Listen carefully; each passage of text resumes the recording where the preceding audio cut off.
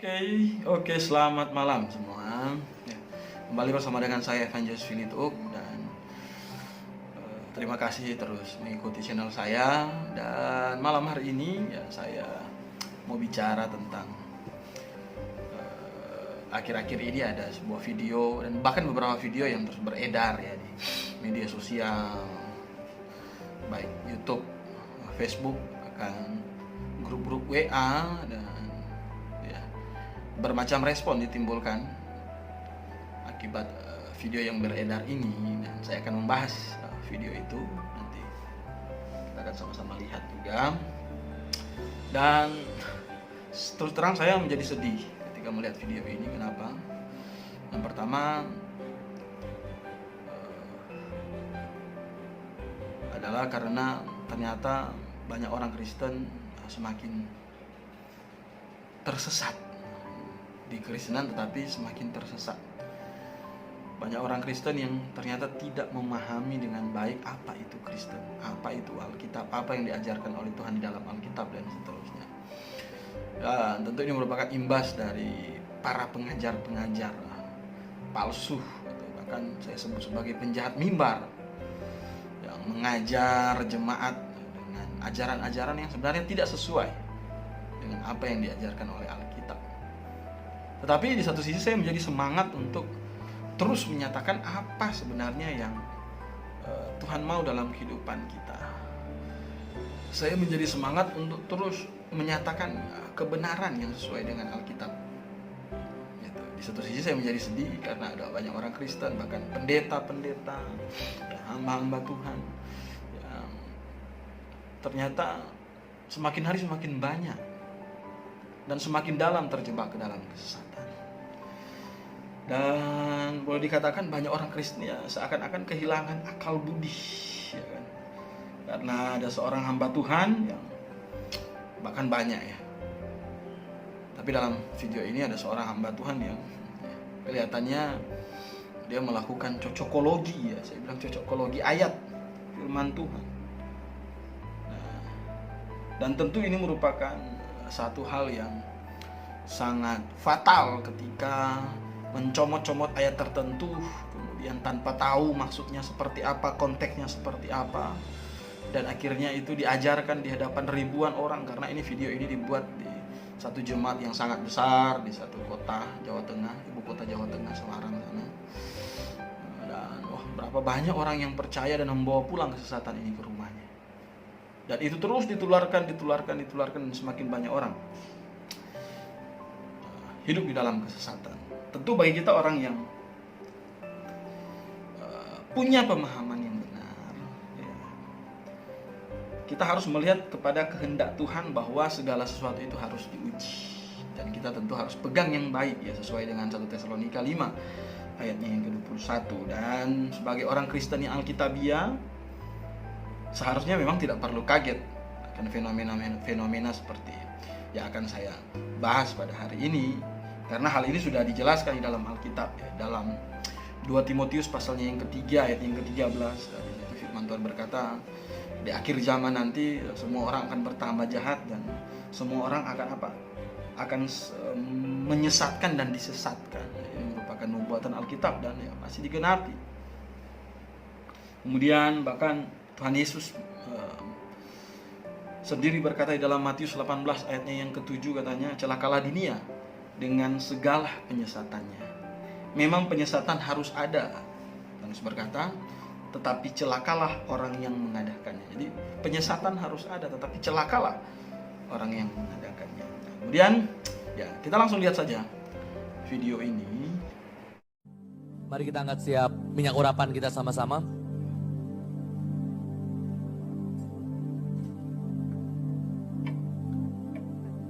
Wahyu 6 ayat yang ke-6. Dan aku mendengar seperti ada suara di tengah-tengah keempat makhluk itu berkata, secupak gandum sedinar dan 3 cupak jelai sedinar, tetapi janganlah rusakkan minyak dan anggur. Keluaran 12 ayat 23. Dan Tuhan akan menjalani Mesir untuk menulahinya apabila ia melihat darah pada ambang atas dan pada kedua tiang itu. maka Tuhan akan melewati pintu itu dan tidak membiarkan pemusnah masuk ke dalam rumahmu untuk menulahi. Saudara, saya minta setiap saudara nanti akan taruh minyakmu di tempat anggur saudara, dan saudara urapi dahimu, dan jangan lupa nanti saudara pulang, saudara urapi ambang pintu di rumahmu masing-masing. Seperti di Alkitab ditulis akan ada krisis dan lain sebagainya, tetapi engkau tidak akan disentuh. Akan ada tulah, tetapi rumahmu tidak akan dapat dimasuki. Tuhan, di dalam nama Yesus Tuhan.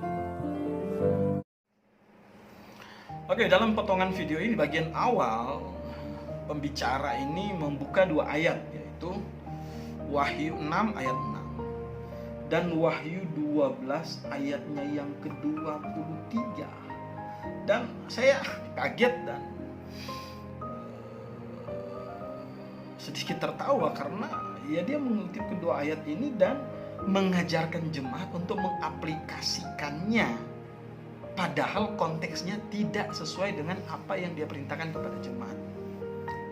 Di situ dia baca dalam Wahyu pasal 6 ayatnya yang ke-6, katanya ada Wahyu pasal 6 ayatnya yang ke-6, di situ ya sebenarnya ceritanya tentang masa tribulasi.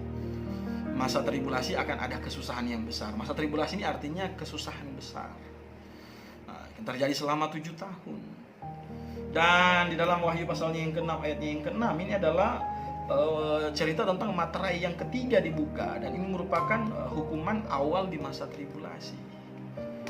Dan ya, kita ingat bahwa paruh pertama masa tribulasi adalah di mana sebenarnya antikristus sedang menampakkan dirinya secara real depan banyak orang, dan akhirnya ada banyak kesusahan terjadi di sana, dan tentu itu bagian dari hukuman Tuhan kepada orang yang tidak percaya. Dan ingat bahwa masa tribulasi adalah masa hukuman bagi orang-orang yang tidak diangkat 7 tahun lamanya.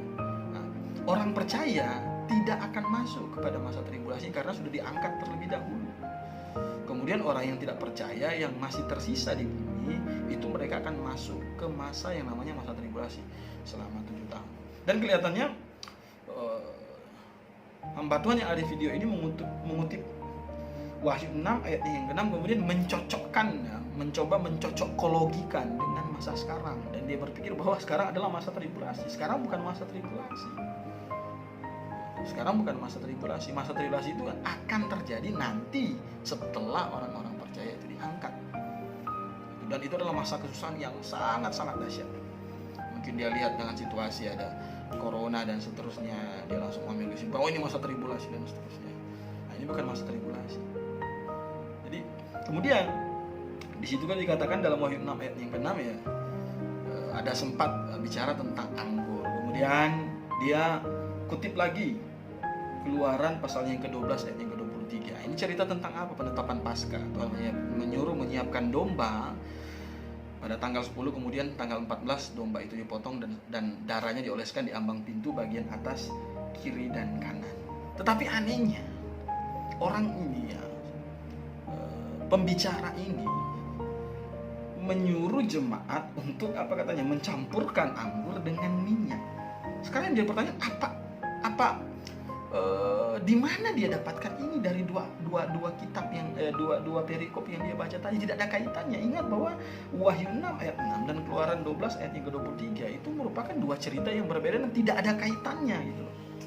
Tidak ada kaitannya. Bahkan lebih dahsyat lagi, dia katakan bahwa campur kemudian oleskan di dahi. Nanti di bagian pertengahan videonya dia suruh oleskan dahi, terus kemudian tulis tanda T. Kita nggak tahu dari mana ayatnya. Kemudian katanya nanti pulang rumah, minyak yang sudah dicampur anggur ini oleskan di ambang pintu bagian atas, kiri dan kanan. Ini merupakan kesesatan yang dahsyat. Kenapa? Ya karena kalau kita lihat Keluaran 12 ayat 23, Tuhan suruh darah itu dioleskan di ambang pintu itu sebagai tanda supaya malaikat maut tidak bunuh anak sulungnya orang Israel. Dan itu adalah tipologi dari keselamatan. Kenapa pula sekarang kemudian ada gereja yang mengajarkan anggur campur minyak kemudian dioles di pintu supaya apa? Supaya corona nggak masuk dan seterusnya.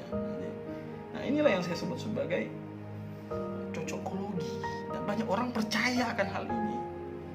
Kenapa banyak orang Kristen tidak mau lihat ke dalam Alkitab dan bertanya, menggali dengan baik supaya bisa mendapatkan kesimpulan yang benar tentang apa yang mereka ajarkan. Jadi Wahyu 6 ayat 6 itu masa tribulasi, bukan sekarang. Itu nanti kalau kita sudah terangkat. Dan orang percaya tidak mungkin mengalami masa itu. Karena masa tribulasi. Karena apa? Orang percaya sudah diangkat duluan. 1 Tesalonika pasalnya yang keempat. Banyak orang menyebut diri hamba Tuhan, kemudian mereka tidak belajar Alkitab dengan baik, kemudian apa, comot-comot ayat dan suruh jemaat yang lugu-lugu, ya kan, yang juga tidak pakai akal budi, kemudian menerapkan hal yang sama. Itu. Kemudian ya, karena ada tadi bahas masalah minyak ya, pasti itu berkaitan dengan minyak urapan. Ada video yang lain tentang minyak urapan juga yang sudah heboh kemarin. Berapa banyak orang Kristen saat ini tertipu dengan praktek pengolesan minyak urapan. Wow. Banyak orang sekarang menjadi penyembah minyak urapan. Kalau tidak ada minyak urapan tidak hidup. Tetapi sebenarnya orang-orang ini belajar Alkitab atau tidak? Kenapa mereka tidak meneliti dulu dalam Alkitab kemudian itu dipraktekkan ke dalam kehidupan sehari-hari? Minyak urapan ini apa? Campurannya apa saja? Fungsinya apa saja? Itu kita harus lihat ke dalam Alkitab. Minyak urapan ini, kalau kita mau lihat tentang komposisinya, coba kita lihat dalam Keluaran pasalnya yang ke-30. Mulai dari ayatnya ke-22 sampai 24, ayat 23 kita lihat. Ini adalah komposisi-komposisi dari minyak urapan. Ambillah rempah-rempah pilihan, mur tetesan 500 shikal, dan kayu manis yang harum setengah dari itu, yakni 250 shikal, dan tebu yang baik 250 shikal, dan kayu teja 500 shikal ditimbang menurut shikal kudus, dan minyak zaitun 1 hin. Jadi di Indonesia nggak ada ini. Kemudian harus ditimbang pakai shikal kudus. Shikal kudus sudah nggak ada sekarang. Orang bait suci aja udah nggak ada. Inilah kesesatan banyak orang. Datang ke gereja tersebut yang mengagung-agungkan minyak urapan, kemudian mencari minyak urapan itu bawa ke rumah dan mereka oleskan di segala sudut rumah supaya dijauhkan ini dari ini dan ini. Tidak, bukan itu yang Tuhan ajarkan. Fungsi minyak urapan apa? Keluaran 30 ayatnya yang ke-26, untuk mengurapi barang-barang yang ada dalam kemah pertemuan. Nah, itu fungsi minyak urapan. Bukan untuk mengurapi barang-barang kita supaya barang kita menjadi kudus. Itu untuk mengurapi perabot-perabot yang ada dalam kemah suci. Tuhan tidak pernah perintahkan dalam Alkitab bawa minyak urapan kemudian olesi mobilmu, olesi palang pintumu, olesi perabot makanmu supaya jadi suci, dan tidak. Jadi coba kita berpikir dengan baik, berpikir dengan kritis, jangan sampai kita terjebak ke dalam kesesatan. Beriman itu jangan ikut-ikutan, harus pelajari dengan baik. Amsal pasal yang ke 14 ayat 12, ada jalan disangka orang lurus tapi ujungnya menuju maut. Jangan sampai kita berpikirin jalan lurus dan ujungnya menuju maut, bahaya itu. Dan para pendeta yang mengajarkannya harus bertanggung jawab, karena Anda menyesatkan banyak sekali orang. Minyak urapan fungsinya bukan untuk supaya orang sembuh dan seterusnya, tidak. Kesembuhan itu datang dari Tuhan. Kalau kita berdoa kepada Tuhan, Tuhan izinkan sembuh, ya sembuh. Minyak urapan itu untuk perabot di dalam bait Allah dan kemah suci pada waktu itu, bukan untuk hal-hal yang lain. Jangan kita melakukan hal yang aneh-aneh. Kemudian coba kita lihat lagi potongan yang kedua dari video ini. Ini minyak biasa Tuhan, tetapi kami percaya kami angkat minyak dan anggur ini sesuai firman-Mu Tuhan.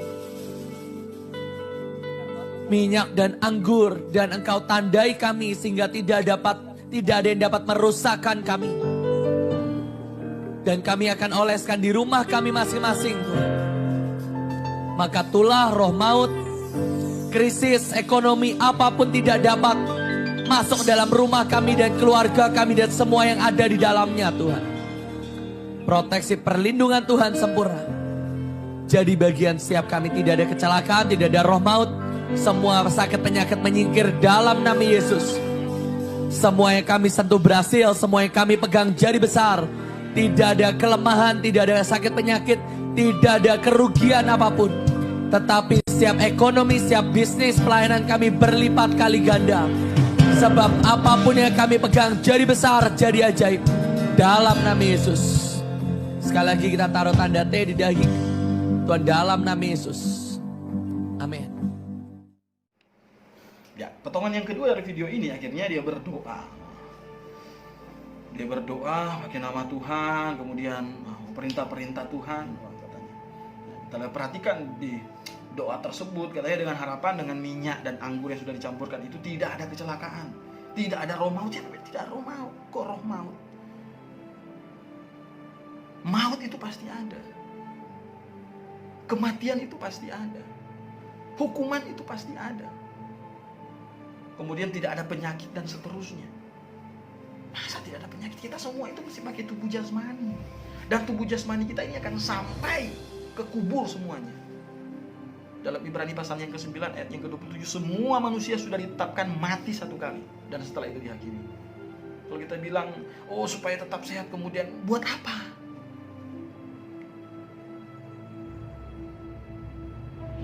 Jadi inilah kesesatan yang muncul. Banyak orang berlomba-lomba tanpa berpikir dengan baik, tanpa belajar dengan baik, dan akhirnya tersesat. Dan ingat bahwa kesesatan itu akibatnya adalah hukuman neraka. Ini akibatnya bukan main-main. Oh, kita masih pakai nama Yesus ya. Tuhan Yesus sudah bilang bahwa banyak orang akan bersuruh-suruh pakai nama Dia. Tapi Tuhan bilang, aku tidak mengenal engkau, dalam Matius 7:21-23. Coba lihat, banyak orang pakai nama Tuhan. Kenapa harus pakai nama Tuhan? Ya kalau pakai nama iblis nggak ada yang dengar, lari semua, kosong gedungnya. Dan tentu ini merupakan imbas dari teologi sukses. Teologi sukses mengajarkan bahwa semua orang percaya pasti berhasil, pasti kaya, pasti sehat, tidak mungkin sakit lagi. Itu adalah teologi sesat, Injil sesat. Tuhan tidak pernah mengajarkan itu. Kalau saya percaya Tuhan Yesus, kemudian saya pasti kaya, saya pasti tidak ada sakit, saya pasti sehat terus, saya pasti berhasil terus. Tidak. Selama hidup di dunia ini kita masih pakai tubuh jasmani yang nantinya akan dibongkar karena ini sementara. Dan Tuhan sudah menyiapkan tubuh kebangkitan untuk selama-lamanya bagi kita yang percaya. Jadi, dan benarlah apa yang dikatakan oleh firman Tuhan dalam Roma pasalnya yang ke-10 ayat 1 sampai dengan ayatnya yang ke-3, bahwa ada orang yang kelihatan giat tetapi tanpa pengertian yang benar. Dan Paulus berdoa supaya mereka diselamatkan. Ya, mereka memang belum diselamatkan sebenarnya karena mereka tidak mengerti kebenaran yang sesungguhnya.